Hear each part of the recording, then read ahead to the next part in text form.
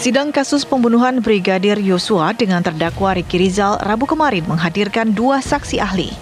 Kedua saksi ahli hukum pidana memberi kesaksian yang meringankan terdakwa. Kedua saksi ahli yang dihadirkan adalah Firman Wijaya yang merupakan ahli hukum pidana dari Universitas Tarumanegara. Selain itu, terdapat Solahuddin yang merupakan ahli hukum pidana dari Universitas Bhayangkara, Surabaya.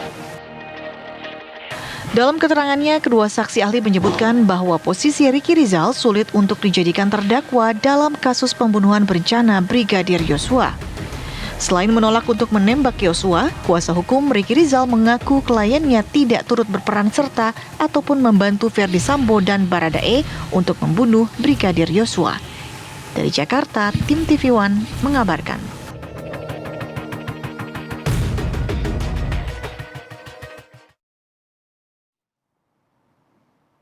Ya pemirsa, menarik karena kalau kita mengikuti berbagai persidangan dari kasus pembunuhan terhadap Brigadir Yosua dengan sejumlah terdakwa, kita coba akan hadirkan juga diskusi pada hari ini karena terakhir kemarin kita sudah melihat saksi ahli yang kemudian dihadirkan oleh kuasa hukum dari terdakwa Ricky Rizal.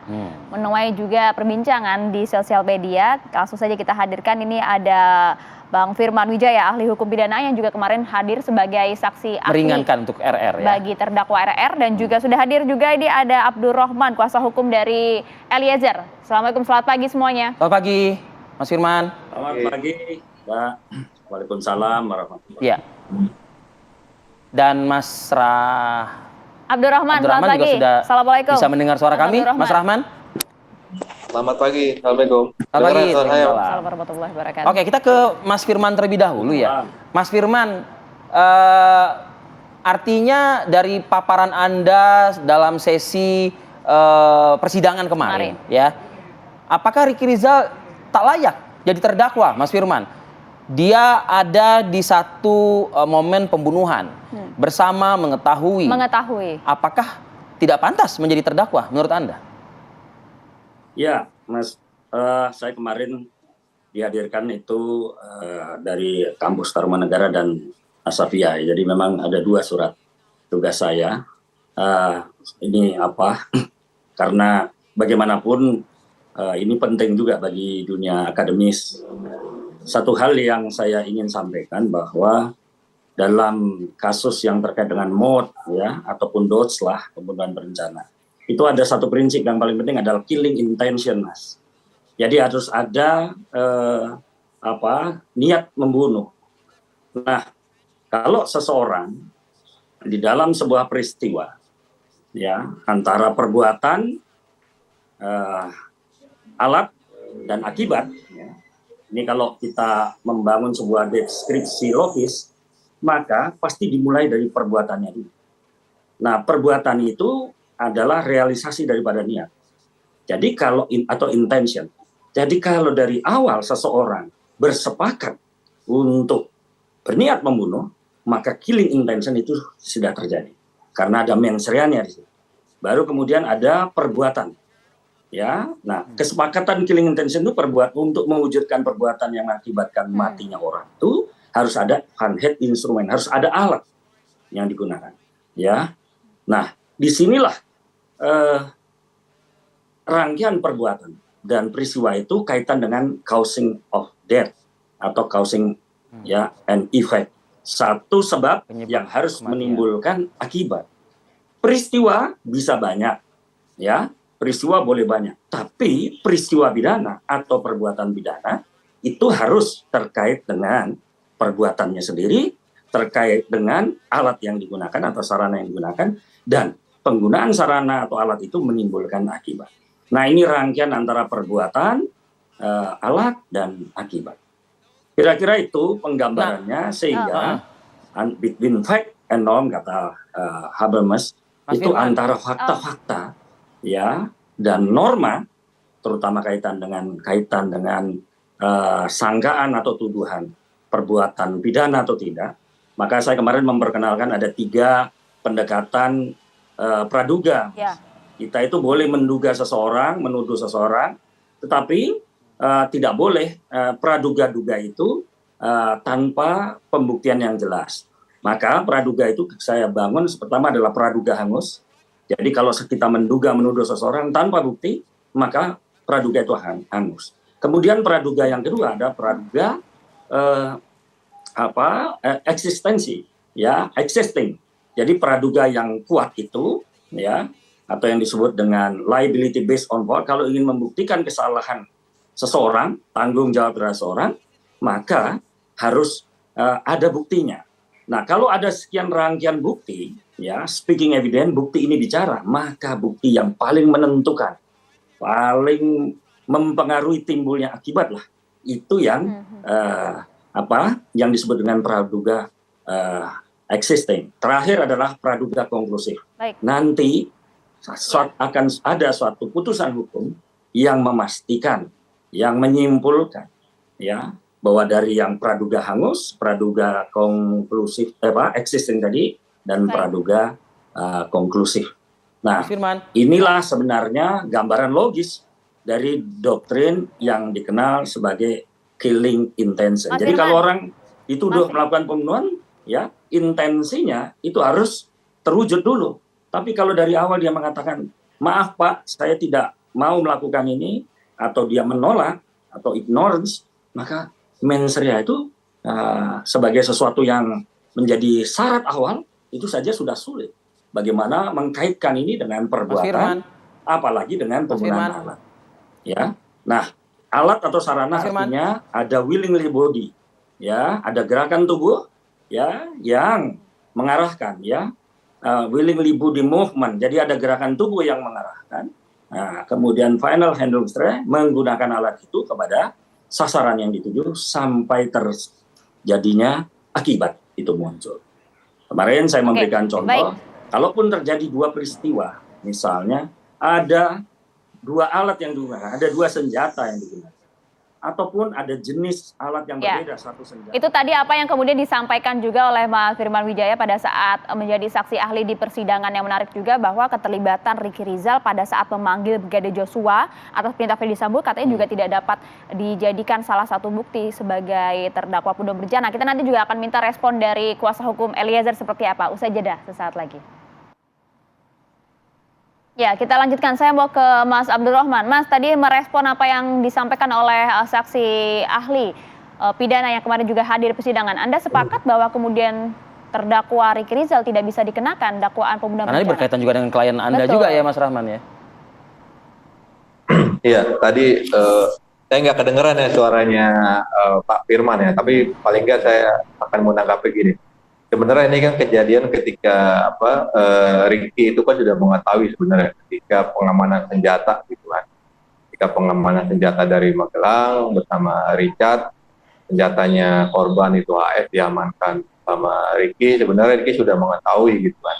Kalau pertanyaannya apakah Ricky terlibat, kalau menurut kami sebenarnya Ricky terlibat dan dia mengetahui gitu kan. Tinggal bagaimana soal hakim yakin membuktikan bahwasannya Ricky ini keterlibatan. Kalau berdasarkan bukti-bukti dan keterangan saksi itu kan sebenarnya ada indikasi Ricky ini terlibat kan, bagaimana dalam dakwaan jaksa penuntut umum.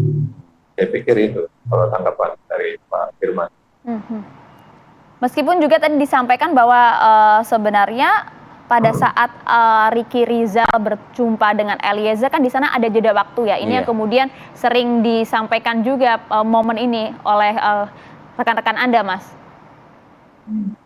Iya, jeda waktu ini kan sebenarnya kan terkaitan soal ketika mulai dari Magelang, Saguling gitu kan, dan di Saguling sebenarnya yang dipanggil pertama ke lantai 3 itu adalah Ricky gitu kan. Dan Ricky sebenarnya mengetahui apa yang akan dilakukan ketika di Duren 3 kan kayak gitu. Tapi kenapa Ricky tidak memberitahukan kepada Richard? Itu kan persoalannya. Makanya ketika Pak Sambo meminta Ricky untuk memanggil Richard dan ditanya ada apa Bang, Ricky menjawab nggak tahu. Dia bilang kan gitu. Nah ini kan menjadi pertanyaan. Ada indikasi juga, berbohong ya Bang Rahman ya? Ya, seperti itu. Karena ini kan keterkaitan soal mulai dari pengamanan senjata, senjatanya korban ketika di pulang juga mereka berdua gitu kan. Bahkan sempat disampaikan sama Richard, kalau tahu dari awal Ricky akan menabrakkan sebenarnya kendaraan itu kan diungkap di persidangan. Dan menurut saya Ricky terlibat sebenarnya. Iya, dan Oke, juga ada kita keterlibatan ketahui di pada sana. saat berkas penyidikan disiap atau diselesaikan, ada perubahan pernyataan juga kan, perubahan keterangan juga yang dilakukan oleh Ricky Rizal, Kuat Ma'ruf begitu ya. Sekaligus juga ini juga sudah dijelaskan di fakta persidangan juga, Bang Rahman.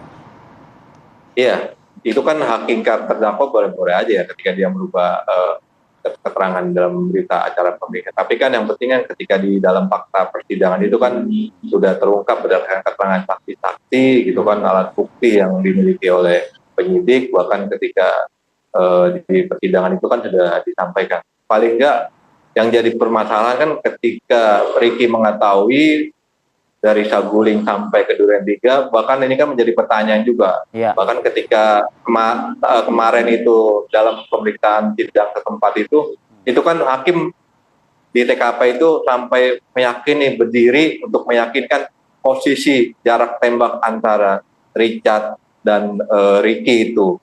Artinya di situ hakim yakin tidak mungkin Ricky dan Kuat itu tidak melihat gitu kan, kalau cuma melihat Pak Sambo menembak di titik. Artinya jarak ke rumah Duren 3 itu kan kecil dan sempit gitu loh. Tidak menutup kemungkinan mereka itu mengetahui kalau Pak Sambo itu menembak. Ya, oke. Saya mau ke Mas Firman terlebih dulu. Mas Firman, meskipun tadi sampaikan ada keterlibatan oleh Ricky Rizal di sana karena mengetahui, bahkan juga ada sempat beberapa ada indikasi indikasi berbohong juga, meskipun tidak ada tindakan fisik yang kemudian berujung pada kematian. Apakah ini kemudian tidak bisa dikatakan sebagai keterlibatan pembunuhan berencana?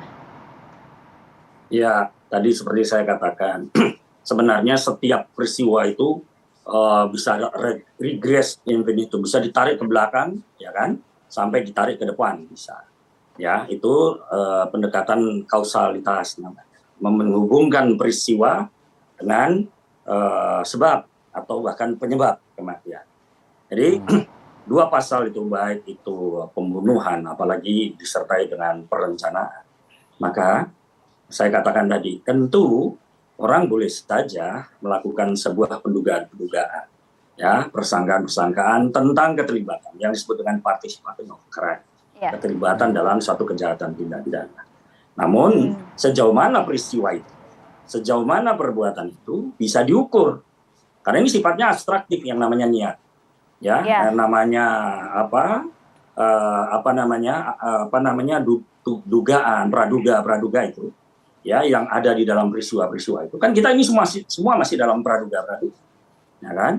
Nah, hal yang paling konkreto maka harus diwujudkan. Seperti apa penyebab seseorang itu mati? Maka itu yang disebut dengan causa mechanism. Penyebab mekanisnya. Mas Firman.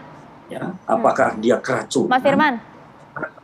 Ya, apakah dia keracunan? Mas, apakah harus ada tindakan fisik, Mas Firman, baru kemudian bisa dikenakan pasal 340? Ya, 338 dan 340 itu jelas tindakan aktif. Itu masuk dalam commission delik, itu doktrinnya begitu. Nah, karena itu, moment of death, ya, kematian, kapan kematian seseorang dan apa kematian seseorang itu ada kausalitasnya. Ada kausalitas mekanismenya. Nah, apa? Instrumen, sarananya apa? Ya, kalau itu pisau, ya pisau. Itu namanya real evidence. Kalau itu pistol, ya pistol. Itu real evidence. Nah, real evidence-nya apa? Sekarang adalah pistol. Siapa yang menguasai pistol itu? Ya, siapa yang merencanakan persiapan pistol itu? Dan siapa yang menguasai pistol itu dan mengarahkan pistol itu kepada akibat korban kematian seseorang. Jadi saya mencoba mengobjektivisir aja. Ya, jadi saya katakan kalau ini tidak ada, praduga itu bisa hangus. Ya, tapi kalau tadi disampaikan rekan penasihat hukum itu, misalnya ada kata keterlibatan. Nah, keterlibatan itu yang saya sebut partisipan seperti apa? Kita kan boleh berimajinasi, tapi imajinasi itu harus, ya, liability based on fault harus pada pembuktian. Pembuktian itu apa? Proses yang meyakinkan. Maka saya kemarin menyebut, ya, beyond reasonable doubt itu kalau prinsip tidak boleh ada ragu-ragu, tidak boleh ada kira-kira. Baik, Mas Firman. Nah, kita serahkan kepada majelis hakim ya, Mas Firman ya. Dugaan. Ya, dugaan itu kita harus tunggu nanti bagaimana majelis hakim akan memutuskan. Ya, tindakan nyata itu. Betul. Oke. Baik, terima kasih banyak Mas Firman Itu, Mas atas Rian. waktunya pagi hari ini. Terima kasih juga Sama-sama. Mas Abdul Rahman sudah bergabung bersama kami. Salam Sukses sehat selalu. untuk semuanya.